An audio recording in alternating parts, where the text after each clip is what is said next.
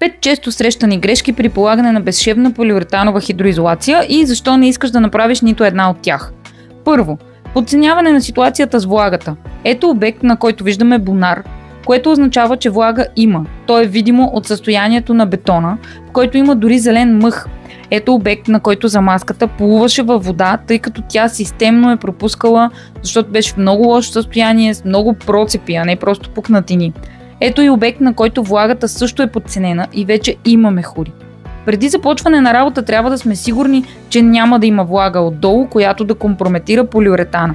За сухи основи използваме лесният за работа Epoxy Primer 500, който е двукомпонентен епоксиден грунт на водна основа, който осигурява здрава връзка между бетона и хидроизолацията. Ако има малко влага между 4 и 8%, можем да си позволим да използваме PU140, но в повечето случаи е или много, или никаква влагата.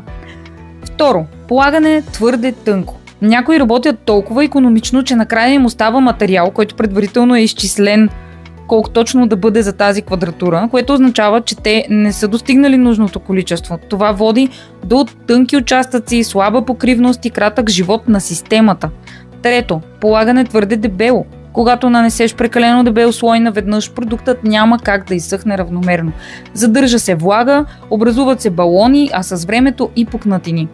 Isoflex PU500 има идеален вискозитет, но само ако се работи поетапно, без да се натрупва. Тоест можем да направим и повече слоеве, но да са по-тънки. Четвърто, липса на армировка. Без армиращ плат хидроизолацията няма устойчивост при разширения, вибрации и движения в основата. Системата трябва да се подсили с полиестерен плат, който е 60 грама на квадратен метър, и той превръща Isoflex PU500 в еластична устойчива мембрана без пукнатини. Пето, работи се без система. Смесването на продукти от различни марки изглежда като икономия, но реално е най-рисковото решение.